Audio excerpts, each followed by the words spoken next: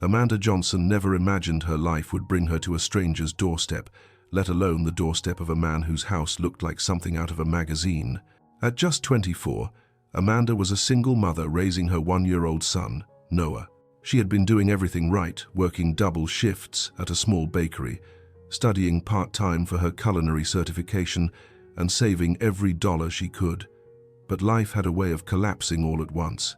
2 weeks earlier, her landlord, frustrated by her late payments, gave her an ultimatum: pay 3 months' rent or move out in 48 hours. Amanda tried everything. She begged for more time, sold her few valuables, even worked extra hours, carrying baby Noah on her back when she couldn't find a babysitter. But the morning the deadline expired, she returned from work to find her belongings thrown into the hallway. Her home was gone. Her savings were barely enough for food, let alone a new apartment.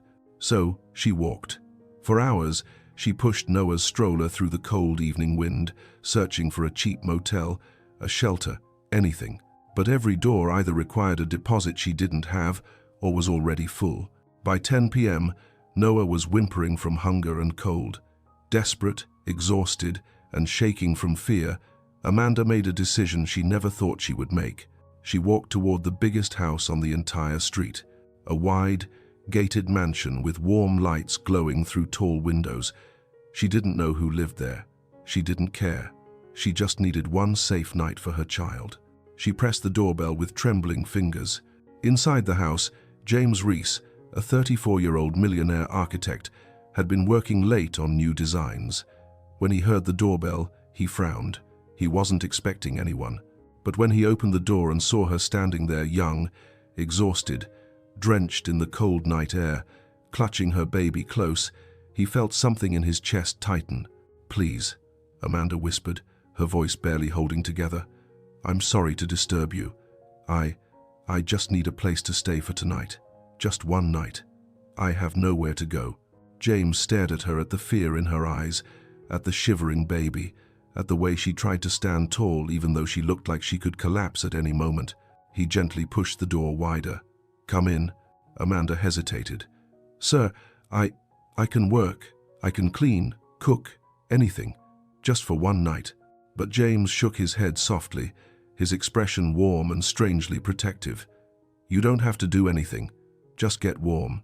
He brought her inside, wrapped Noah in a soft blanket, and made her sit near the fireplace. When she finally thawed enough to speak, she told him everything: her job, her eviction, her struggles, her dreams, her fears, how she had been walking for hours. As James listened, his jaw clenched with anger, not at her, but at the world that failed her. By the time she finished, tears were streaming down her face. "I'm sorry," she whispered again. "I shouldn't be here. We'll leave in the morning." James shook his head. "No, you're not leaving." Amanda blinked, confused. "But you said—" "I know what I said," he replied softly, kneeling beside her. "You asked if you could stay for the night, but after hearing your story—" He took a breath, his eyes gentle, sincere. "I want you to stay forever if you'll let me." Amanda's heart stopped. She came to this house begging for one night. She never imagined she'd find a man willing to give her and her son something she thought she'd lost long ago: a home. Before we dive deeper into this incredible story, I need you to do something quick for me. Drop a comment right now telling me where you're watching from and what time it is. And if you're new to this channel and you love these heartwarming, emotional stories about second chances and unexpected kindness, make sure you hit that subscribe button and turn on notifications so you never miss when I post these beautiful stories. Your support keeps these stories coming. Now let's get back to Amanda and James. Amanda Johnson's path to homelessness had been gradual, then sudden, the way most disasters unfold. She'd grown up in a working-class family in a small town, the youngest of 3 children, raised by parents who'd worked hard their entire lives, but had never quite achieved financial security. Her father had been a mechanic, her mother a retail clerk.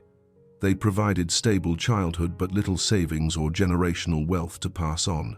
Amanda had been a good student, creative and ambitious, with dreams of becoming a pastry chef. She'd loved baking since childhood, spending hours in the kitchen with her grandmother learning to make pies and cakes and cookies. After high school, she'd enrolled in culinary school, taking out student loans and working part-time at a local bakery to cover expenses. That's where she'd met Marcus, another culinary student 3 years older than her. He'd been charming, ambitious, talked about opening his own restaurant someday. They dated for 8 months before Amanda had gotten pregnant at 22, unplanned but not entirely unwelcome. Marcus had promised to step up, to be present, to build family together while completing their culinary training. But pregnancy had been difficult for Amanda. Severe morning sickness had forced her to drop out of culinary school during her second trimester, unable to complete the intensive kitchen practicum required for certification. Marcus had been supportive initially, but as Amanda's pregnancy had progressed and her ability to work had decreased, he'd started pulling away. Noah had been born healthy but colicky, crying for hours every night, demanding constant attention that had exhausted Amanda completely. Marcus had lasted 3 months after Noah's birth before walking away, claiming he wasn't ready for fatherhood, that Amanda had trapped him with the pregnancy, that he needed to focus on completing his culinary training rather than raising a baby. Amanda had been left alone at 23 with a newborn son, no completed education, mounting medical bills from pregnancy and delivery, and student loan debt from the culinary program she'd never finished. Her parents had helped initially, but they'd been struggling financially themselves. Her father had been laid off from his mechanic job. Her mother's hours had been cut at the retail store. They'd offered what support they could, but they hadn't had resources for sustained help. So Amanda had done what millions of single mothers do. She'd figured it out. She'd found an affordable one-bedroom apartment in a less desirable neighborhood, paying $850 monthly in rent that consumed over half her income. She'd gotten childcare assistance through state programs, placing Noah in subsidized daycare while she'd worked. She'd found employment at Sweet Dreams Bakery, a small family-owned shop that had hired her despite her incomplete culinary training, paying her $12 per hour to bake bread and pastries, starting at 4 a.m. every morning. The schedule had been brutal: wake at 3 a.m., feed and dress Noah, drop him at her neighbor Mrs. Chen's apartment. Mrs. Chen watched him from 3:30 to 6 when the subsidized daycare opened, work her bakery shift from 4 a.m. to noon, pick up Noah from daycare, come home, exhausted, care for him all afternoon and evening, collapse into bed around 8 p.m., sleep 6 hours, repeat. But Amanda had been determined to build better life. She'd enrolled in online evening classes, working toward her culinary certification, studying after Noah went to bed, completing assignments on her phone during her bakery breaks. She'd been saving $50 per paycheck toward eventually opening her own small bakery someday, a dream that felt distant but kept her motivated through exhausting days. For 18 months, Amanda had maintained this impossible balance. It hadn't been comfortable or easy, but it had been stable. She'd paid her rent mostly on time, kept Noah healthy and happy, maintained her job, made progress toward her certification. Life had been hard, but manageable. Then everything had started unraveling 3 months ago. First, Sweet Dreams Bakery had lost a major wholesale contract, forcing the owners to cut staff hours. Amanda's schedule had been reduced from 40 hours weekly to 28, a 12-hour reduction that had cost her nearly $200 per paycheck. She'd tried finding a second job to make up the difference, but nothing had fit around her childcare constraints and her existing work schedule. Then Noah had gotten sick bronchitis that had required urgent care visits, prescription medications, and a week when he'd been too ill for daycare. Amanda had missed 4 days of work caring for him, losing another $200 in wages she couldn't afford to lose. Then her car had broken down, transmission failure that would cost $1,500 to repair. Without a car, Amanda had been relying on buses and her neighbor's occasional rides to get Noah to daycare and herself to work. But bus schedules didn't align well with her 3:30 a.m. wake time, meaning she'd been late to work several times, earning warnings from her supervisor. The combined financial hits: reduced hours, medical expenses, lost wages from missing work, transportation challenges had meant Amanda couldn't make full rent payments for 2 months. She'd paid what she could, explaining her circumstances to her landlord, Mr. Morrison, begging for patience while she got back on her feet. But Mr. Morrison had been unsympathetic. "Miss Johnson, I have a mortgage to pay on this building. Your personal problems aren't my responsibility. Pay full rent, or I'll begin eviction proceedings." Amanda had tried everything.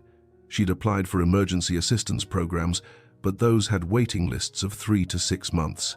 She'd asked family for help, but her parents were still struggling themselves, and her siblings had their own financial constraints.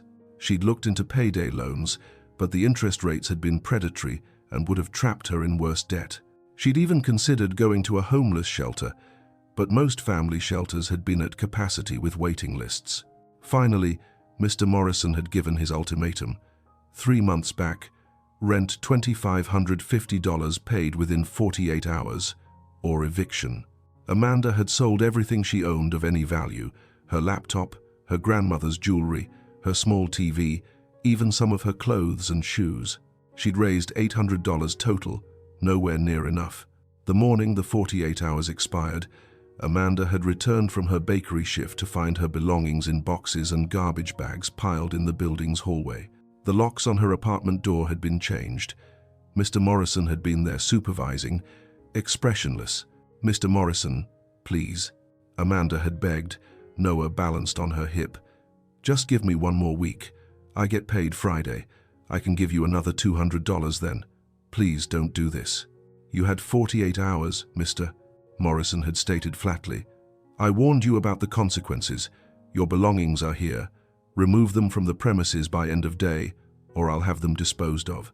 Amanda had stood there in the hallway, surrounded by her entire life in boxes, holding her baby, trying not to cry in front of her former landlord. She'd called Mrs. Chen, who'd come down to help carry the boxes outside. They'd stacked everything on the curb, Amanda's possessions looking pathetic and small, everything she owned, fitting in 12 boxes and bags. "What are you going to do?" Mrs. Chen had asked with obvious concern. "I don't know," Amanda had admitted, voice shaking. "I called the women's shelter, they're full. The family shelter has a 2-week wait for beds. My parents can't take us.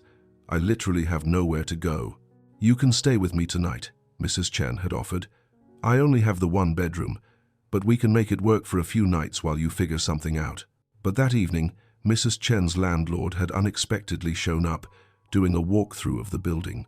He'd seen Amanda and Noah there and had confronted Mrs. Chen. "You have an unapproved occupant. That violates your lease. Either they leave immediately or I begin eviction proceedings against you tomorrow." Mrs. Chen had apologized profusely to Amanda, clearly devastated but terrified of losing her own housing. "I'm so sorry. I can't risk my home. You understand, right?" Amanda had understood. She'd packed up Noah and his diaper bag, taken whatever belongings she could fit in his stroller's storage basket, and had left the rest of her possessions still stacked on the curb outside her former apartment. She'd walked away from her life literally piled on a sidewalk, having no idea where she was going or what she would do. She'd spent that evening walking through her neighborhood looking for options. The cheap motels all required deposits of $50 to $100, plus the nightly rate money Amanda didn't have. The homeless shelter downtown had a line of 30 people waiting when Amanda had arrived at 6 p.m., and the staff had told her apologetically that they'd filled all available beds an hour ago. "Come back tomorrow at 4 a.m., the shelter worker had suggested. "We release people at 6 a.m., so if you're first in line, you might get a bed tomorrow night." Amanda had looked at baby Noah, already tired and fussy, imagining keeping him awake all night so she could stand in line at 4 a.m., hoping for a bed the following evening. It had felt impossible. She'd bought Noah dinner at McDonald's, a Happy Meal she couldn't afford, but had needed to feed him. She'd nursed him in the restaurant bathroom, changed his diaper with her last clean one, tried to make him comfortable despite their circumstances. Other patrons had stared at her young black woman with a baby, clearly homeless, lingering in McDonald's past 8 p.m. The manager had eventually asked her to leave if she wasn't ordering more food. Back outside in the cold November evening, Amanda had pushed Noah's stroller aimlessly through unfamiliar neighborhoods. She'd been too afraid to sleep on the streets with a baby. Stories of violence against homeless women had terrified her. She'd needed to find somewhere safe, somewhere warm, somewhere Noah could sleep protected. That's when she'd found herself in the wealthy neighborhood on the city's north side. Massive houses with manicured lawns, expensive cars in driveways, lights glowing warmly through large windows. Everything about this area had screamed money and security, things Amanda hadn't had in months. She'd walked these streets for an hour, Noah crying from exhaustion, Amanda's arms aching from pushing the stroller up the neighborhood's hilly terrain. She'd been on the verge of collapse, physically exhausted, emotionally devastated, terrified about what would happen to her son when she'd seen it. The biggest house on the street, maybe on the entire block. A modern architectural masterpiece with floor-to-ceiling windows, warm lighting illuminating what looked like an open-concept interior, a circular driveway leading to an impressive front entrance. Everything about the house had radiated wealth and comfort and safety. Amanda had stood at the end of that driveway for 10 minutes, internal debate raging. Knocking on a stranger's door, begging for shelter, was humiliating, potentially dangerous, absolutely her last resort. But looking at Noah sleeping fitfully in his stroller, his little face flushed and exhausted, his clothes dirty from a day of homelessness, Amanda had known she had no other options. So she'd walked up that driveway, climbed the front steps, and had pressed the doorbell with trembling fingers. Her heart had been pounding so hard she'd felt dizzy. If this person said no, she had literally nowhere else to go. The door had opened to reveal a man who'd looked nothing like what Amanda had expected. He'd been in his mid-30s probably, tall and fit, wearing comfortable clothes rather than formal business attire, his dark hair slightly messy like he'd been running his hands through it. His expression had been surprised but not unkind. "Please," Amanda had started, the word coming out barely above a whisper because her throat had been so tight with fear and desperation. "I'm sorry to disturb you so late. I just need a place to stay for tonight. Just one night. My son and we have nowhere to go." The man had looked at her, really looked, taking in her exhausted face, her rumpled clothes, the diaper bag slung across her shoulder, Noah sleeping in the stroller behind her. His expression had shifted from surprise to concern. "What happened?"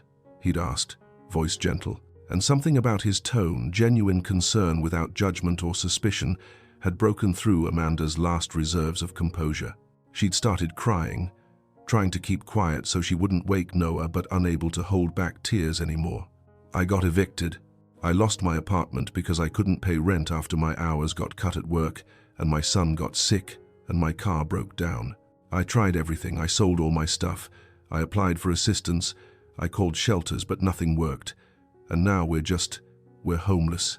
We've been walking for hours trying to find somewhere safe for tonight, but everywhere is full or too expensive or won't take us. I know I shouldn't be here bothering you, but you have this big, beautiful house, and I just thought maybe you'd let us sleep somewhere safe for just one night. I can work. I can clean your house or cook or do anything you need. Just please don't make us sleep on the street." Amanda had gotten all of this out between sobs, the words tumbling over each other in desperate explanation, trying to make this stranger understand how she'd ended up on his doorstep begging. The man had listened to everything without interrupting. Then, he'd done something Amanda hadn't expected. He'd pushed the door open wider and had stepped aside. "Come in," he'd said simply. "Both of you. Let's get you warm." Amanda had stared at him, hardly believing what she was hearing. "Really? You'll let us stay?" "Come inside," he'd repeated gently. "You're cold, your baby's tired, and we can figure everything else out once you're both warm and safe. Come on." Amanda had pushed Noah's stroller through the door into the most beautiful entryway she'd ever seen. High ceilings, modern art on the walls, gleaming hardwood floors, a curved staircase leading to a second floor. Everything had screamed wealth and design, and a life so far from her current reality, it might as well have been on another planet. The man had carefully lifted sleeping Noah from the stroller, the baby barely stirring, and had carried him toward what turned out to be a spacious living room with a massive fireplace. He gently laid Noah on a plush leather couch, had grabbed a soft throw blanket from nearby, and had covered the sleeping child carefully. "Let's get the fireplace going," the man had said. "It's gas, so it'll warm up quickly. You look frozen." He turned on the fireplace, instant warmth flooding the room, then had gestured for Amanda to sit in one of the chairs near the fire. "I'm James Reese, by the way." "And you are?" "Amanda Johnson," she'd managed, sinking into the chair gratefully. Her body had ached everywhere from hours of walking and stress. "And that's my son, Noah." He just turned one. Thank you for letting us in. I promise we'll leave first thing in the morning. We won't cause you any trouble. Let's not worry about morning yet, James had said. First, when did you last eat? Amanda had tried to remember. McDonald's Happy Meal for Noah around 6 p.m., but she'd only eaten the leftover fries from his meal. Before that, she'd had coffee and a muffin at the bakery around 5 a.m. I'm fine, she'd lied. I ate earlier. That's not what I asked, James had replied, his tone kind but firm. When did you last have a real meal? Amanda had felt tears starting again. Something about someone showing her basic kindness after such a terrible day had broken her completely. Yesterday morning, I had cereal at home at my old apartment before I went to work. Since then, I've been using my money for Noah, for his food and diapers. I didn't have enough for both of us. James's expression had tightened with what looked like anger, though Amanda had sensed it wasn't directed at her. All right. Stay here and get warm. I'm going to make you something to eat. Do you have any food restrictions or allergies? No, but you don't have to. I'm making you food, James had interrupted gently. Sit by the fire, warm up, rest. I'll be back in a few minutes. He disappeared into what must have been the kitchen, leaving Amanda alone with her sleeping son in this impossibly beautiful stranger's living room. She'd sat there trying to process what was happening. This man, James Reese, she now knew his name, had let them into his home without question, was making her food, was showing more kindness in 30 minutes than Amanda had experienced in months. James had returned 15 minutes later with a tray containing a bowl of homemade soup, fresh bread, a salad, and hot tea. I had leftover soup from dinner, he'd explained. Homemade minestrone, and the bread is from this morning I bake when I'm working on design projects. Helps me think. Amanda had looked at the food, real, substantial, warm food, and had started crying again despite trying not to. Thank you. You didn't have to do all this. Eat, James had said simply, settling into the chair across from her. Then, when you're ready, tell me what happened, the whole story. So Amanda had eaten while telling James everything about culinary school and getting pregnant, and Marcus leaving and struggling as a single mother, and the bakery job, and the financial cascade that had led to eviction. She'd told him about trying to find shelter, about having nowhere to go, about walking through his neighborhood desperately hoping to find somewhere safe for Noah. James had listened to all of it without interrupting, his expression growing more concerned as the full picture had emerged. Where are your parents? James had asked. Your family? My parents live 2 hours away and they're struggling financially themselves, Amanda had explained. My dad lost his job. My mom's hours got cut. They helped when they could, but they don't have resources for us to live with them. My siblings have their own families and their own financial issues. I'm on my own. And Noah's father? Marcus left when Noah was 3 months old. He pays court-ordered child support $200 monthly and that's it. He doesn't see Noah, doesn't ask about him, basically pretends we don't exist. I tried getting the child support increased, but the judge said Marcus's income as a culinary student didn't justify higher payments. James had been quiet for a moment, clearly processing everything. Finally, Amanda, what you've been through, managing work and childcare and school and poverty all alone while raising a baby that's incredibly difficult. Most people wouldn't have survived circumstances that challenging. The fact that you did for 18 months shows remarkable strength. I didn't survive it, Amanda had pointed out bitterly. I'm homeless. I failed. You're not a failure, James had stated firmly. You're a victim of systems that don't support single parents, that punish poverty, that provide no safety net when people face cascading crises. Nothing about your homelessness reflects personal failure. It reflects societal failure to support people trying their hardest under impossible circumstances. Amanda had stared at this stranger who'd somehow immediately grasped what took most people years to understand. Thank you for saying that. Most people just assume homeless single mothers made bad choices and deserve their situations. Those people are wrong, James had replied. Now here's what's going to happen. You and Noah are staying here tonight, guest room upstairs, comfortable bed, private bathroom. Tomorrow we'll figure out longer-term plans. But tonight, you're safe, both of you. Okay? Amanda had nodded, too overwhelmed to argue. James had shown her to a spacious guest room with attached bathroom, had provided fresh towels and toiletries, had even produced a pack of diapers and baby wipes. My sister has a toddler. She leaves emergency supplies here for visits. That night, sleeping in a real bed for the first time in 36 hours, Noah settled safely in a portable crib James had found in his garage. Amanda had cried herself to sleep, not from sadness or fear this time, but from relief. For one night at least, they were safe. And maybe, just maybe, this impossible stranger would help her figure out what came next. Amanda woke the next morning disoriented, taking several seconds to remember where she was. Sunlight streamed through unfamiliar windows. She was in a real bed with clean sheets and soft pillows. Noah was sleeping peacefully in the portable crib beside her. And she was in a stranger's house, James Reese's mansion, because she'd shown up on his doorstep, homeless and desperate, and somehow he'd let them stay. The clock on the nightstand read 7:30 a.m. Amanda sat up quickly, panic flooding through her. She needed to get to work. Her shift at Sweet Dreams Bakery started at 8, but then reality crashed back. She didn't have a home to return to after work. She didn't have her car to get to work. She didn't even know where all her belongings were. Most had been left on the curb outside her old apartment. Noah stirred and began fussing. Amanda picked him up, changed his diaper using supplies from the pack James had provided, and tried to figure out what she should do. Did James expect them to leave immediately? Should she wake him and thank him?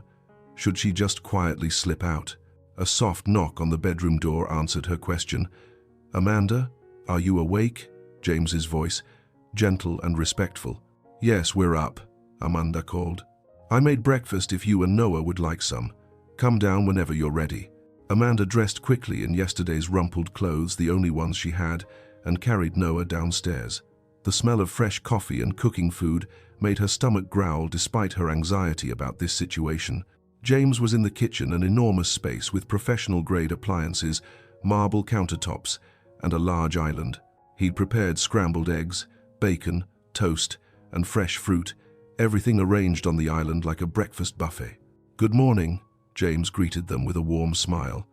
"I wasn't sure what Noah eats, so I made some plain scrambled eggs and cut up soft fruit. Does that work?" "That's perfect, thank you," Amanda managed, still trying to process this stranger's continued kindness. "James, I really appreciate everything you've done. The dinner last night, letting us stay. Now breakfast. But we should probably get going. I don't want to impose any longer." "You're not imposing," James said firmly. "Sit, eat, then we'll talk about next steps. But you're not leaving until we have an actual plan, not just you wandering around homeless again." Amanda wanted to argue, but Noah was reaching for the fruit and she was desperately hungry, and James's expression made clear he wouldn't accept them leaving yet. So she settled onto one of the island stools, balanced Noah on her lap, and let James serve them both plates of food. "I called in sick to work this morning," Amanda explained between bites. "My shift starts in 30 minutes, but I don't have transportation and I don't know if I even still have a job. I've been late so many times because of bus issues. They might have fired me already." "What's the bakery's number?" James asked. "Let me call them and explain the situation." "You don't have to do that." "Amanda," James interrupted gently, "let me help. Please, give me the bakery's number." Amanda had recited the number, and James had called Sweet Dreams Bakery, speaking with the owner, Mr. Patterson. She'd heard James's side of the conversation, explaining that Amanda had experienced a family emergency and housing crisis, that she'd needed the day to address the situation, that she'd be back to work as soon as possible. When James had hung up, his expression had been concerned. "They said you've been late several times recently, and they were considering letting you go. But Mr. Patterson agreed to hold your position for 1 week while you figure out your housing situation. After that, if you can't commit to reliable attendance, they'll have to replace you." 1 week. Amanda had 7 days to find housing, arrange transportation, and get her life stable enough to return to work. The impossibility of that timeline had made her want to cry again. "Okay," she'd managed. 1 week. "I can figure something out in 1 week." "We can figure something out in 1 week," James had corrected. "Amanda, I want to help, but I need you to be honest with me about your situation. How much money do you have right now? What resources do you have access to? What are your barriers to securing housing? Amanda had been reluctant to share such personal financial information with a stranger, but James's expression had been kind and non-judgmental, genuinely wanting to help rather than just being nosy.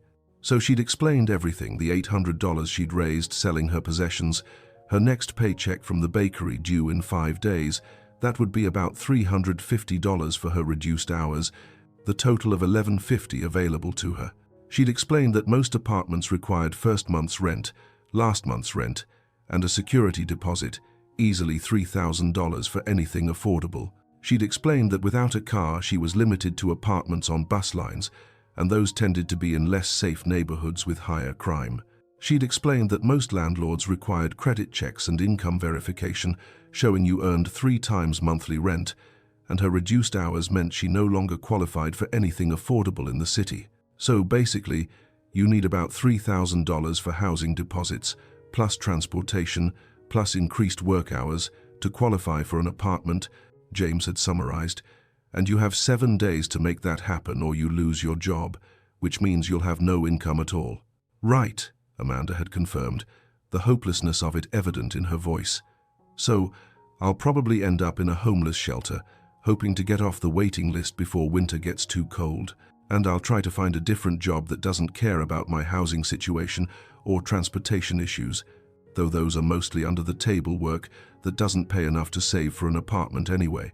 Basically, I'm trapped. Once you become homeless, the system makes it almost impossible to become housed again. Everything requires money I don't have and stability I can't achieve without money. James had been quiet for a long moment, clearly thinking. Finally, I have a proposal. Hear me out completely before you respond, okay? Amanda had nodded warily. You and Noah stay here, James had begun. Not just for one night, for however long you need to get back on your feet. There's a guest suite on the 2nd floor with bedroom, bathroom, and small sitting room. It's just sitting empty. You'd have privacy, your own space. In exchange for housing, you handle some household tasks, cooking dinner a few nights per week, light cleaning, grocery shopping, things I'd have to hire someone to do anyway. Basically, you'd function as a live-in housekeeper, but with fair boundaries and respect for your parenting responsibilities. Amanda had stared at him. You're offering me a live-in housekeeping position? James, you don't know me. I could be dangerous. I could rob you. Why would you trust a homeless stranger in your house? Because you're not a dangerous criminal, James had replied calmly. You're a single mother who fell through society's cracks despite working hard and doing everything right. And I have this enormous house with empty rooms, while you and Noah are sleeping in shelters or on streets. That's not right. I have resources that could genuinely help you, and using them costs me almost nothing. Why wouldn't I help? Because people don't just do that, Amanda had protested. Rich people don't just invite homeless women to live in their mansions out of kindness. What do you actually want from me? James had looked her directly in the eyes, his expression serious. I want you to accept help without assuming everyone has ulterior motives. I want you to rebuild your life from a position of stability rather than constant crisis. I want Noah to have consistent housing and food and safety while he's a baby forming his foundational attachments and development. And Amanda, I want to use my wealth and privilege for something meaningful, instead of just accumulating more money I don't need. Helping you and Noah feels meaningful in ways my architecture work hasn't felt in years. I can't accept this, Amanda had whispered, even as everything in her had wanted to say yes. It's too much. Living in your house, having you support us, potentially for months, that's too much to accept from a stranger. Then don't think of me as a stranger, James had suggested. Think of me as someone who's been where you are, maybe not homeless, but certainly struggling and alone and desperate for someone to offer help. My parents died when I was 25, killed by a drunk driver. I inherited their house and some money, but I was devastated and adrift. My architecture professor at the time, Dr. Sarah Chen, she helped me. Let me work as her research assistant, mentored me through my grief, recommended me for my first major architecture commission. She didn't have to do any of that. She just saw someone struggling and chose to help. I've never forgotten that, James had continued. How much Dr. Chen's support changed my life's trajectory, and I've always wanted to pay that forward to help someone the way she helped me. Amanda, you and Noah showing up on my doorstep last night felt like the universe giving me that opportunity. So please, let me help you the way Dr. Chen helped me. Not out of pity or condescension, but out of recognition that we all need help sometimes, and the people with resources should share them. Amanda had sat there crying again. She'd cried more in the past 24 hours than in the previous year combined. But these had been tears of relief and gratitude and disbelief that maybe, just maybe, things might actually work out. Okay, she'd finally managed. If you're serious about this, if you really want us to stay, then yes. Thank you. I'll work hard. I promise. I'll earn my keep. I won't take advantage. I know you won't, James had replied with conviction. Now finish your breakfast, and then let's get you and Noah properly settled in the guest suite. That had been the beginning. Amanda and Noah had moved into the spacious guest suite, more room than their entire previous apartment, with an attached bathroom bigger than their old bedroom had been. James had taken Amanda shopping that first day, buying her basic necessities and clothes and everything. Noah needed diapers, formula to supplement nursing, age-appropriate toys, a proper crib to replace the portable one. This is too much, Amanda had protested multiple times as James had added items to the shopping cart. It's not too much, James had replied each time. It's basic necessities. And Amanda, this shopping trip is costing me less than one nice dinner out. My wealth is basically meaningless if I'm not using it to actually improve people's lives. Let me do this without guilt. The first week, Amanda had been cautious and formal, treating James like an employer and herself like staff. She'd cooked dinner every night, cleaned the already spotless house, stayed mostly in the guest suite with Noah to avoid imposing on James's space. She'd returned to her bakery job, finding that the bus route from James's neighborhood was actually more convenient than from her old apartment, and had poured her energy into proving she could be reliable. But James had gradually broken down those boundaries. He'd invited Amanda to eat dinner with him, rather than separately. He'd played with Noah in the evenings, making the baby giggle with silly faces and games. He'd asked about Amanda's day, her dreams for completing culinary training, her goals beyond just survival. You don't have to treat me like an employer, James had said one evening about 2 weeks after Amanda had moved in. Amanda, yes, you're helping with household tasks, but I invited you to stay because I wanted to help you, not because I needed a housekeeper. Consider us roommates who've worked out an arrangement, not employer and employee. Gradually, Amanda had relaxed. She'd started joining James for dinner regularly, their conversations ranging from architecture and cooking to childhood memories and philosophical questions about justice and compassion. She'd discovered James was funny and kind and remarkably down-to-earth despite his wealth. He'd ask her opinion on design projects, genuinely valuing her perspective. He'd started teaching her advanced baking techniques in his professional-grade kitchen, encouraging her culinary interests. And James had fallen completely in love with Noah. The baby had adored him from the start, reaching for JJ as he'd started calling James in his limited toddler vocabulary, wanting James to read bedtime stories and play peekaboo and give him horsey rides on his shoulders. He's never had a father figure, Amanda had observed one evening, watching James and Noah playing together. His biological father, Marcus, has seen him maybe 3 times total. James, thank you for being so good to him. It means everything to me.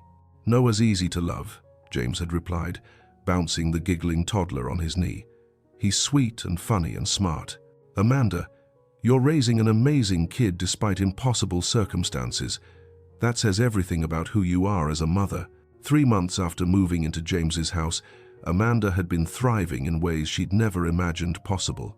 With stable housing and childcare support, James had insisted on covering Noah's daycare costs so Amanda could work and study without stress. She'd been able to increase her bakery hours back to full-time. She'd completed 2 more courses toward her culinary certification. She'd saved almost $2,000, more than she'd ever had in her life.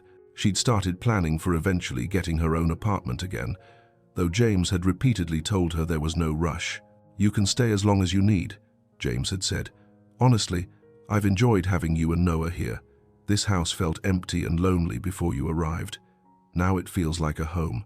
Amanda had started recognizing that her feelings for James were shifting beyond just gratitude. She'd found herself thinking about him during work, looking forward to their evening conversations, noticing how attractive he was and how safe she felt around him. But she'd pushed those feelings down, convinced they were just confused gratitude or trauma bonding or some psychological response to him helping her. Then one evening, 4 months after moving in, everything had changed. Amanda had been cooking dinner homemade pasta with sauce from scratch, showing off techniques she'd learned in culinary school when Noah had toddled over to James in the living room and had climbed into his lap, declaring, "Dada!" Both adults had frozen. Noah had never called James Dada before. James had always been JJ, or sometimes just Jay. But now Noah was patting James's face, saying, "Dada, Dada," clearly and deliberately. James had looked at Amanda with panic and apology. "I didn't. I never encouraged, he knows. I'm not his biological father, right?" "He's 13 months old," Amanda had replied quietly. "He doesn't understand biological father.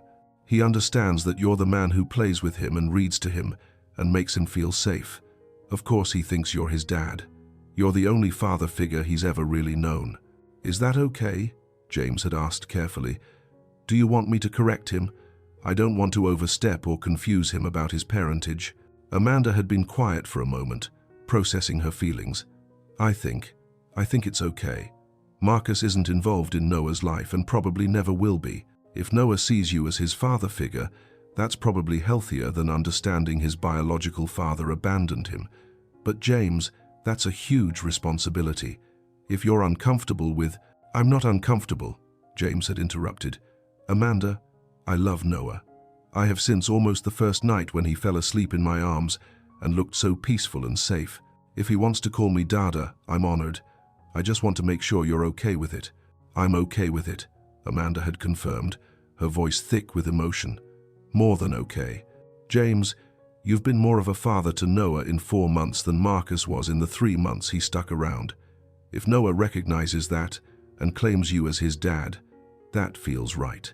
That evening, after Noah was asleep, Amanda and James had stayed up late, talking about what the Dada moment meant, about whether their living arrangement was confusing Noah about family structures, about whether they needed to set clearer boundaries, or if the organic family feeling developing was actually healthy and good. "Amanda, I need to be honest about something," James had said during that conversation. "I'm developing feelings for you that go beyond just helping someone in crisis or friendly roommate dynamics. I'm attracted to you. I enjoy your company. I love spending time with you and Noah. And I've been trying to suppress those feelings because I didn't want to make you uncomfortable or create pressure when you're living in my house. But after tonight, after Noah called me Dada and you said that felt right, I can't keep pretending I only see you as a housemate or someone I'm helping." Amanda's heart had started racing. "What are you saying?" "I'm saying I have romantic feelings for you," James had stated clearly. "And if you have any similar feelings, if there's any possibility you might want to explore something more than just our current arrangement, I'd like to know. But Amanda, if you don't feel the same way, that's completely fine. You can stay here as long as you need, regardless of romantic feelings. I'm not making my housing support conditional on you dating me. I needed to be honest about what I'm feeling." Amanda had looked at this man who'd saved her, and Noah, who'd given them stability and safety and kindness when they'd had nothing, who'd become Noah's father figure without hesitation, who'd helped her rebuild her life without asking anything in return. And she'd recognized that her feelings weren't confused gratitude, they were genuine love. She'd fallen for James over these 4 months of living together, learning each other's rhythms, building something that felt like family. "I have feelings for you too," Amanda had admitted. "I've been trying to convince myself it was just gratitude or dependence or something unhealthy. But James, I genuinely care about you. I love spending time with you. I think about you constantly. She'd paused, gathering courage. "I'm falling in love with you. Maybe I already have fallen in love with you." James had smiled, then a real, unguarded smile of pure joy. "Can I kiss you?" "Yes," Amanda had whispered. Their first kiss had been gentle and sweet and full of promise, not rushed or desperate, but tender and meaningful. The kiss of two people who'd built genuine foundation before romance, who understood each other deeply, who wanted to build something real and lasting. 6 months after Amanda had shown up on James's doorstep homeless and desperate, they'd officially started dating, not living together out of necessity, but choosing each other romantically, while already sharing a home and building family with Noah. "This is unconventional," Amanda had observed one evening as they'd watched Noah play. "Most couples date, then move in together, then have kids. We did everything backward." "Maybe backward is better," James had suggested. "We built friendship and trust and family before adding romance. That's a stronger foundation than most relationships start with. We know each other's worst moments. You've seen me stressed about work. I've seen you dealing with toddler tantrums and exhaustion.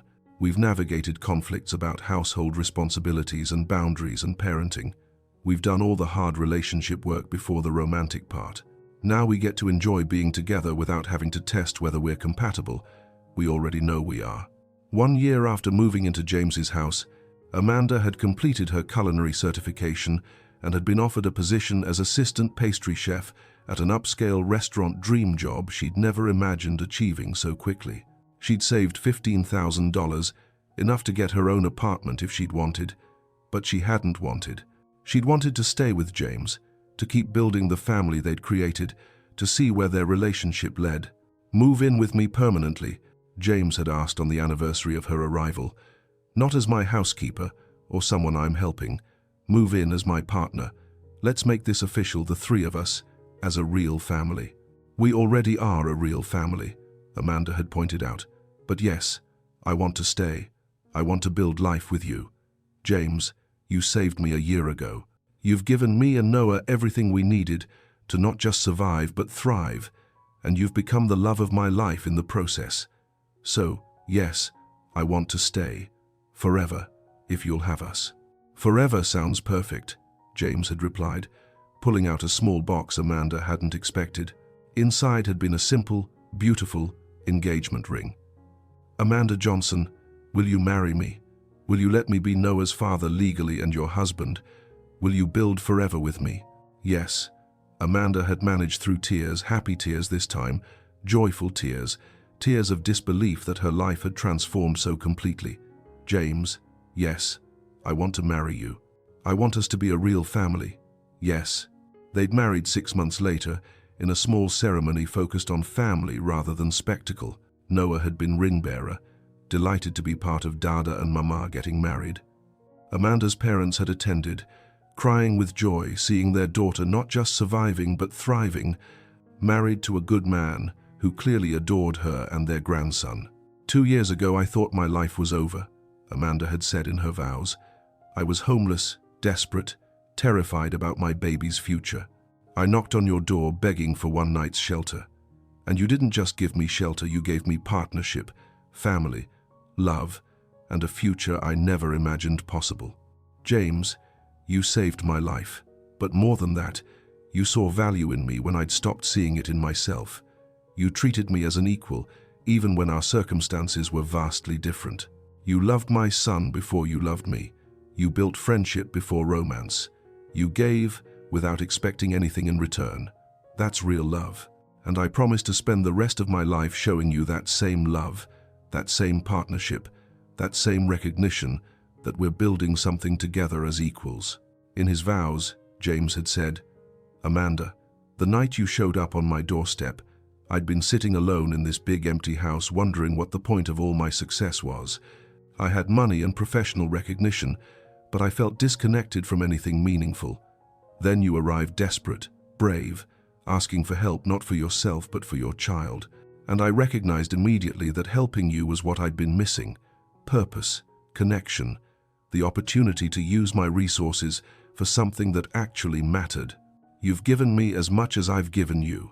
James had continued, "You've made my house feel like a home. You've brought laughter and love and chaos and meaning into spaces that were sterile and empty. You've shown me what partnership looks like, two people supporting each other as equals, despite circumstance differences. You've let me be Noah's father, which has been one of life's greatest joys." "Amanda, I didn't save you. We saved each other, you from homelessness, me from loneliness and meaningless wealth. We built this family together, and I promise to keep building it with you for the rest of our lives." 5 years after Amanda had knocked on James's door, they'd welcomed twin daughters Emma and Lily into their family. Noah, now 6 years old, had been thrilled to become a big brother to his sisters, as he proudly called them. The family had moved to a new custom-designed home James had created specifically for their needs. Large kitchen, where Amanda could work on her growing baking business, playroom for the children, home office for James's architecture work, and most importantly, spaces designed for family togetherness rather than just impressive aesthetics. Amanda had left her restaurant position to launch her own boutique bakery, Sweet Haven Bakery, named after the sense of haven James's home had provided when she'd been desperate. The bakery had focused on high-end custom cakes and pastries, quickly developing reputation for both quality and the story behind its owner. Amanda had been open about her journey from homelessness to business owner, using her platform to advocate for homeless single parents and systemic changes supporting them. "Every person experiencing homelessness has a story," Amanda had told reporters interviewing her about the bakery's success. "We're not statistics or problems to solve, we're people facing impossible circumstances, usually through no fault of our own. I had everything society says you should do to avoid poverty, education, work ethic, determination. But cascading crises and inadequate social safety nets meant I still ended up homeless with my baby. The only difference between me and the thousands of parents still homeless is that I happened to knock on the door of someone with resources to help. That shouldn't be necessary. We need systemic solutions, not reliance on individual generosity." James had fully supported Amanda's advocacy work, donating regularly to homeless services and affordable housing initiatives. Together, they'd established a foundation providing emergency financial assistance to single parents facing eviction, exactly the help that could have prevented Amanda's homelessness if it had existed 2 years earlier. 10 years after that desperate night when Amanda had knocked on his door, James and Amanda stood in the living room of their home, surrounded by family and friends, celebrating their 10th wedding anniversary. Noah was now 11, the twins were 5, and they'd recently welcomed a 4th child, a son they'd named after James's late father. "Tell us how you met again," one of the twins had requested. They'd heard the story dozens of times, but never tired of it. So James and Amanda had told it once more about the night Amanda had shown up desperate and homeless, about James inviting her in without question, about how one night had become friendship, had become love, had become family. "Mama was really brave," James had added to the story. "Knocking on a stranger's door asking for help takes courage. Most people would have been too afraid or too proud. But your mama put your brother Noah's safety above everything else. That's what good parents do. They do whatever it takes to protect their children. And Daddy was really kind," Amanda had continued. "Most people would have been suspicious or afraid, or would have called police instead of helping. But Daddy saw someone needing help and he chose compassion. That choice changed all our lives." 20 years after that transformative night, Amanda had published a memoir, One Night's Shelter, How Homelessness Led to Home, telling her full story and advocating for systemic changes supporting homeless families. The book had become a bestseller, with Amanda using her platform to challenge stereotypes about homeless single mothers and push for policy reforms.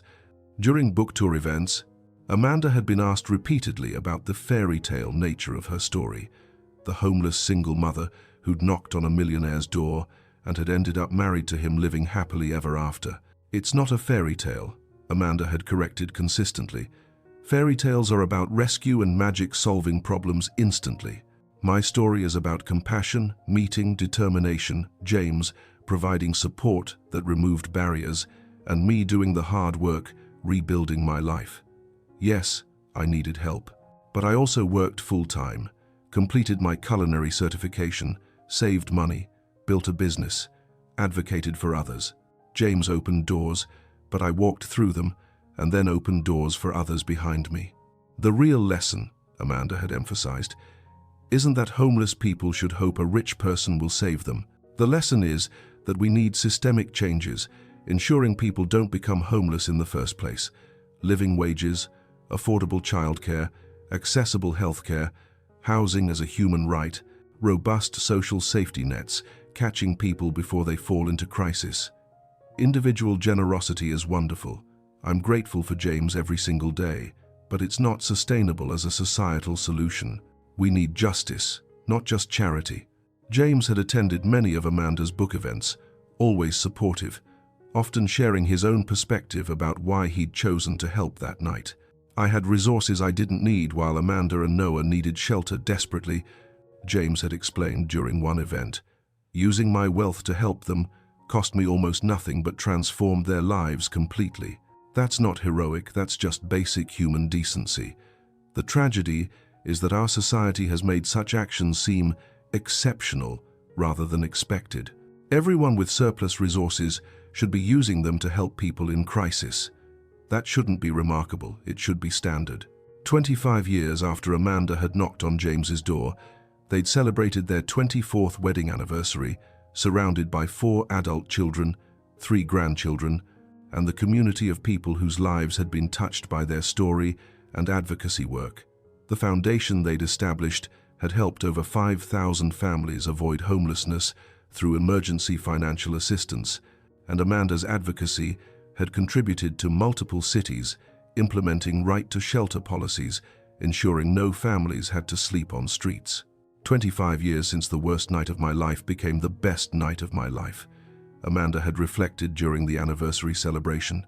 I knocked on James's door, desperate and terrified, begging for one night's shelter. And he said, yes, not just to one night, but to forever, to building family, to partnership, to using his resources helping me rebuild my life. That choice, his compassion, and my courage to ask for help created everything we have now. But it also revealed something important, Amanda had continued. I was one of thousands of homeless single parents that night. The only difference between me and people still struggling is that I happened to knock on the door of someone with resources to help who chose to use them. That shouldn't be what determines who escapes homelessness and who doesn't. We need systems ensuring everyone gets help, not just the lucky few who encounter generous individuals. Standing there 25 years later, surrounded by the family they'd built and the community they'd served, James and Amanda understood that sometimes the most important moments look like disasters at the time. Losing housing, desperately knocking on a stranger's door, begging for help. But those crisis moments create opportunities for compassion, for connection, for relationships that transform not just individual lives, but entire communities. One desperate knock on a door, one choice to help rather than turn away. From those 2 actions had come 25 years of love, family, advocacy, and systemic change, helping thousands of families escape the homelessness that had once trapped Amanda. That was the real miracle of that November night, not that a millionaire had rescued a homeless woman, though that narrative was simpler. The real miracle was 2 people meeting in crisis and choosing mutual support, James providing resources, Amanda doing the work, rebuilding her life, both of them recognizing that personal transformation required both compassion and justice, both individual help and systemic change. 30 years after Amanda had knocked on James's door, they stood together at the grand opening of the Amanda and James Reese Family Support Center, a comprehensive facility providing emergency housing, job training, childcare, legal assistance, and wraparound services for homeless families. The center had been Amanda's dream for years, and James had funded its construction as a gift for their 30th wedding anniversary. 30 years ago, I was exactly where many of you are now, Amanda had told the assembled crowd of homeless families, social workers, and community leaders during the opening ceremony. I was 24 years old, homeless with my 1-year-old son, terrified about our future, walking through neighborhoods looking for somewhere safe to spend the night. I knocked on a stranger's door begging for one night's shelter, convinced I was at the absolute lowest point of my life. Amanda had paused, looking at James beside her. That stranger, who's now my husband of almost 30 years, he didn't just give me shelter for one night. He invited me to stay until I could rebuild my life. He provided housing, childcare support, encouragement for my education and career goals. He loved my son like his own. He gave me the stability I needed to not just survive but thrive. And then, When I was back on my feet financially, he asked me to stay forever, not out of necessity but out of love. That individual generosity changed my life completely, Amanda had continued. But I've spent the past 3 decades recognizing that individual generosity isn't enough. Yes, I needed someone to help me, but the real problem was the systems that failed me in the first place, inadequate wages that left me unable to save for emergencies, expensive childcare that consumed most of my income, lack of affordable housing, non-existent support for single parents, an economic structure that punishes people for being poor rather than helping them escape poverty. So this center, Amanda had gestured to the building behind her, represents more than just individual charity. It represents systemic support, comprehensive services, addressing all the barriers homeless families face, not just housing but childcare and job training and legal help and mental health support and everything else needed to actually escape homelessness permanently. Every family entering this center will receive personalized support plans, dedicated case managers, and access to resources for up to 2 years, long enough to actually stabilize rather than just band-aid temporary crises. James had spoken next, explaining the center's innovative model. Traditional homeless shelters provide emergency beds, but little support for actually escaping homelessness. Families stay a few nights, maybe get connected to some resources, then return to the same impossible circumstances that created homelessness initially. This center operates differently. Families can stay up to 6 months while receiving intensive support. We provide furnished apartments rather than shelter beds, actual housing where families have privacy and dignity. We offer on-site childcare so parents can work or attend school. We have job training programs, financial literacy classes, legal assistance with issues like child support or eviction records. We connect families with long-term housing assistance and continue supporting them for 18 months after they leave to ensure they stay stably housed. This model costs more per family than traditional shelters, James had acknowledged, but it's actually more cost-effective long-term because families exit homelessness permanently rather than cycling in and out of shelters repeatedly. Over the past 5 years, we've piloted this approach with 50 families through our foundation, and 84% remained stably housed 3 years after exiting the program. That's compared to national averages around 40% for families leaving traditional shelters. The center had capacity to serve 40 families simultaneously, 160 people, if every apartment was full. The waiting list had filled within weeks of opening, confirming the desperate need for comprehensive family homelessness services. Amanda had become deeply involved in the center's operations, often spending time there talking with residents, sharing her own story, providing encouragement and mentorship. She'd been particularly focused on supporting single mothers, pursuing culinary careers, offering internships at her bakery, and connecting them with training opportunities. "I see myself in so many of these women," Amanda had told James one evening after spending the day at the center. 24, 25 years old, trying desperately to provide for their children, facing impossible barriers at every turn, wondering if they'll ever escape poverty. "James, if you hadn't helped me 30 years ago, I could easily still be trapped in that cycle, working minimum wage jobs, living paycheck to paycheck, never able to save enough to create real stability. The only difference between me and them is that I got help. That's it. Not greater work ethic, or smarter choices, or better character, just help at the right moment. Which is why this center matters so much," James had replied, systematizing that help so it's not dependent on someone randomly knocking on the door of a person with resources who chooses to use them, making comprehensive support available to everyone who needs it, not just the lucky few. 35 years after that transformative November night, Amanda and James had celebrated their 50th wedding anniversary, surrounded by an extended family that had grown to include 4 children, 12 grandchildren, and 3 great-grandchildren. Noah, now 51 and a successful pediatrician, had brought his own 3 grown children, the twins Emma and Lily, now 45. Both had children starting their own careers, and their youngest son, 38, had recently made them great-grandparents for the first time. "Tell us the story again, Grandma," one of the great-grandchildren had requested during the anniversary party, about how you met Grandpa. Amanda had smiled, settling into her chair with the child on her lap.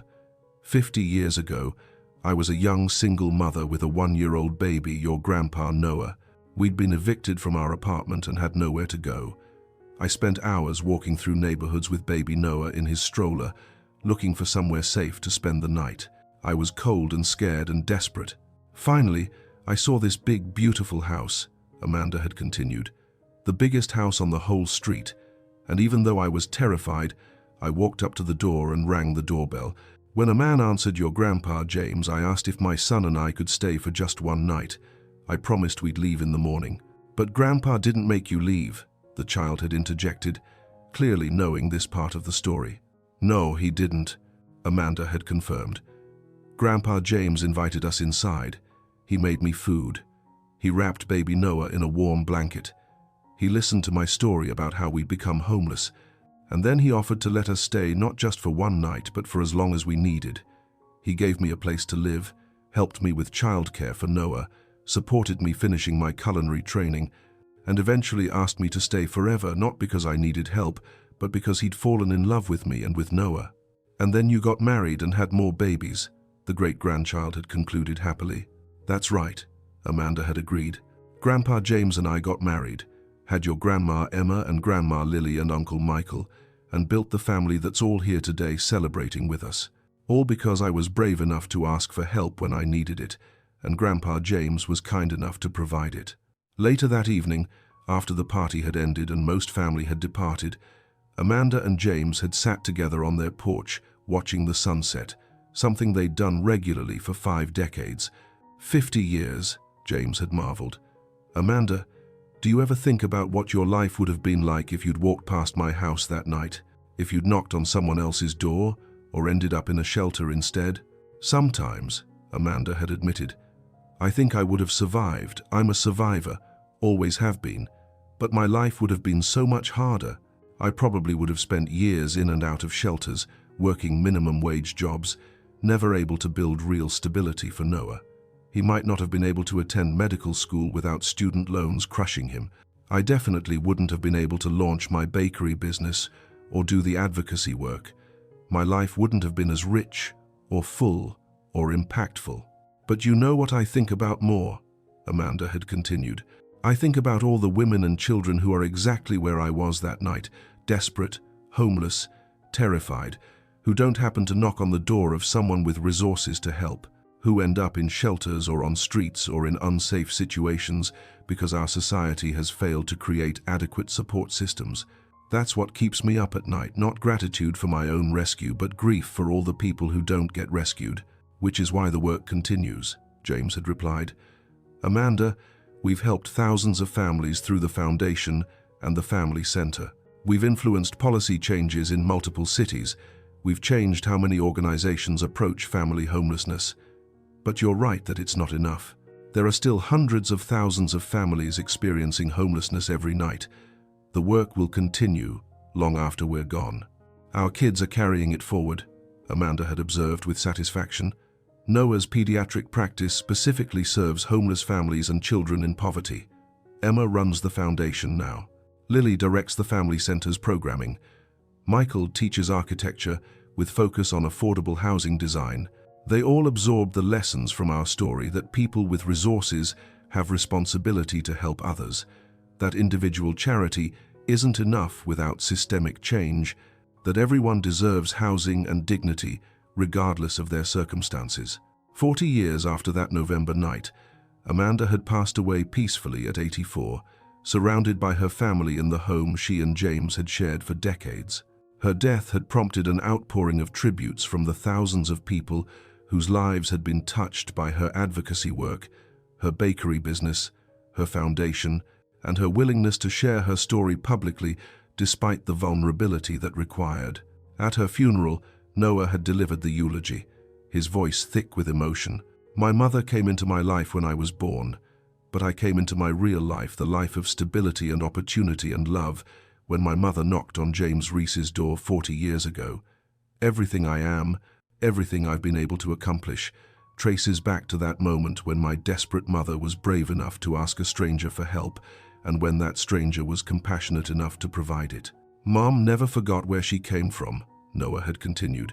She could have escaped homelessness, married a millionaire, built a comfortable life and just enjoyed it privately.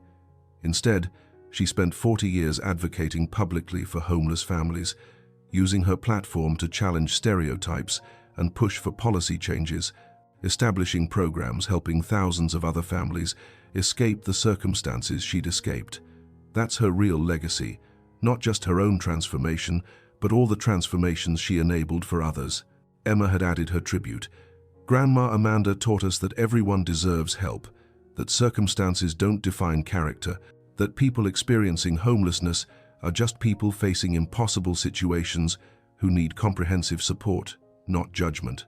She lived those values every single day, through her advocacy, through her foundation work, through how she treated every person she encountered with dignity and respect. She made the world better not just through her story, but through what she built from it. James had spoken last, his voice breaking with grief for the woman he'd loved for 50 years. Amanda knocked on my door 40 years ago asking for one night's shelter. I gave her that night, and then many more nights, and eventually forever. She became my wife, the mother of my children, my partner in every meaningful way. But more than that, she became my teacher about what really matters, not wealth or professional success or comfort, but using whatever resources and privileges you have to help others, to fight for justice, to build systems supporting people rather than punishing them. I thought I was helping Amanda that first night, James had concluded. And I provided resources she desperately needed. But Amanda helped me just as much. She gave me purpose, showed me how to use my wealth meaningfully, built family with me, taught me about resilience and strength and what real courage looks like. We saved each other that night, her from homelessness, me from a life of meaningless wealth accumulation. Everything meaningful I've built came from that partnership. Amanda, thank you for knocking on my door. Thank you for being brave enough to ask for help. Thank you for 50 years of love and partnership and purpose. I'll miss you every day for whatever time I have left. 5 years after Amanda's death, James had followed her at 89, dying peacefully in his sleep, surrounded by their children and many grandchildren. At his funeral, the family had celebrated not just his architectural legacy or his wealth or his philanthropy, but his choice 45 years earlier to open his door to a desperate stranger and to keep that door open, building family and purpose from what could have been just a one-night shelter arrangement. Grandpa James could have turned Mom away that night, Emma had said during the service. He could have given her money for a motel and sent her on her way. He could have called social services or police. He could have helped minimally and felt good about doing something without actually changing her circumstances. But he chose comprehensive support housing, childcare help, encouragement, and eventually love and family. That choice created everything we have today, this family, the foundation, the family center, the thousands of lives changed, all from one choice to help fully rather than minimally.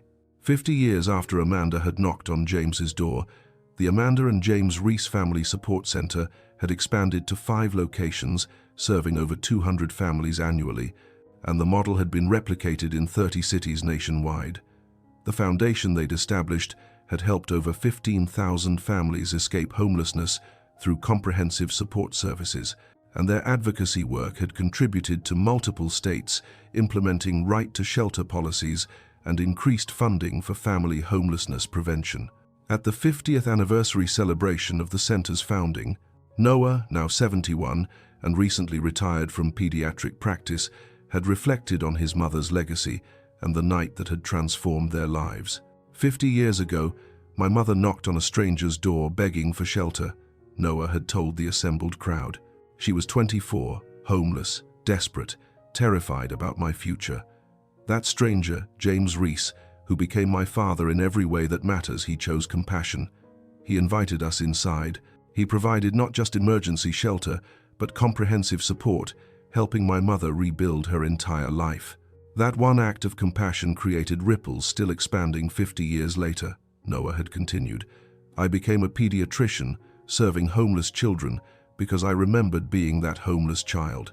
My sisters run the foundation and family center, continuing mom and dad's work. My brother designs affordable housing. My children and their children have all chosen careers focused on service and justice, and thousands of families have escaped homelessness through programs mom and dad established.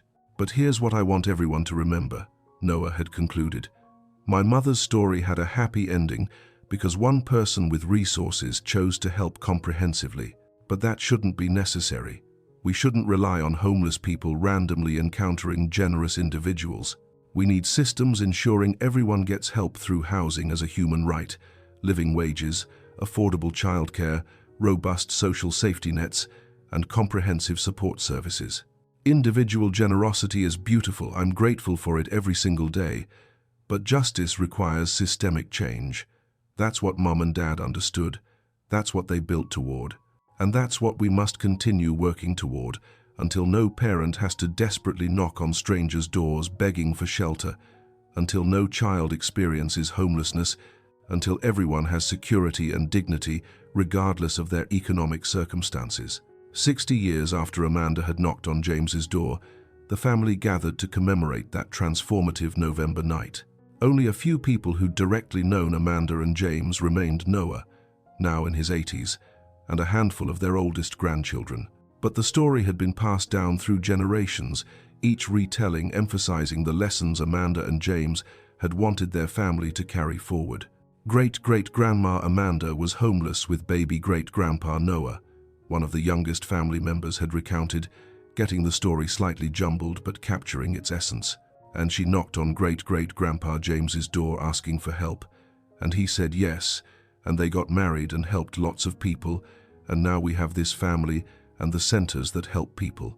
Close enough. The older generation had agreed with affection.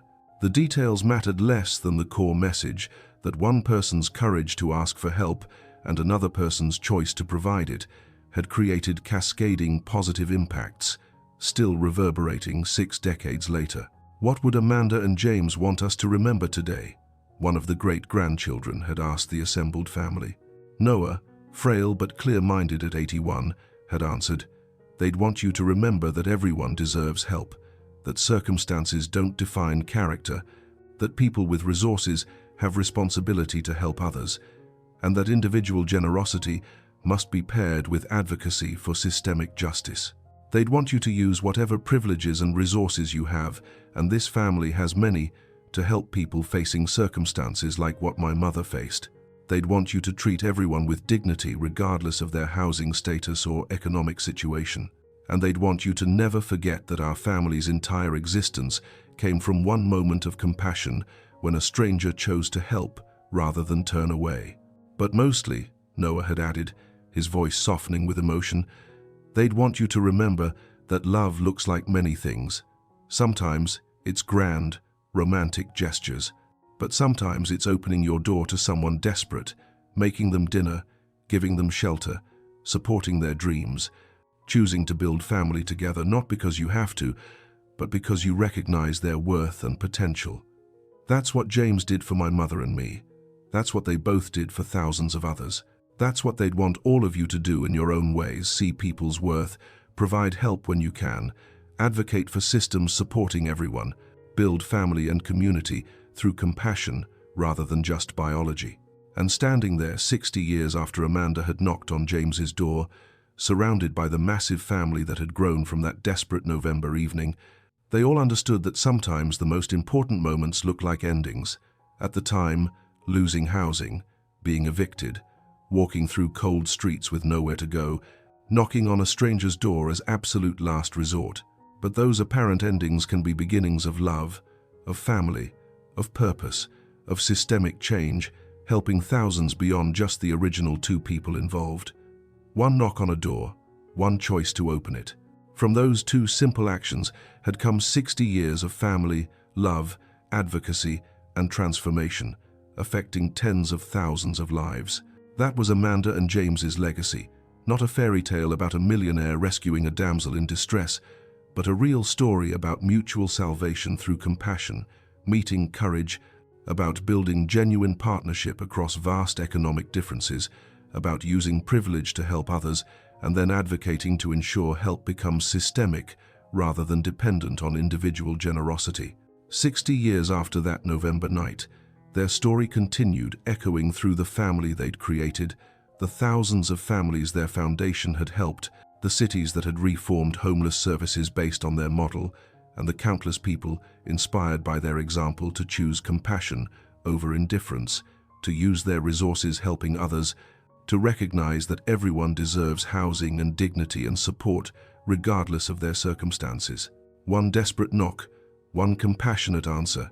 60 years of ripples still expanding, touching lives Amanda and James never met, but whose outcomes bore the mark of their choice to build love and justice. From what began as one woman's desperate plea for one night's shelter that became a lifetime of family and 50 years of marriage and 6 decades of systemic change, helping thousands escape the homelessness that had once trapped her.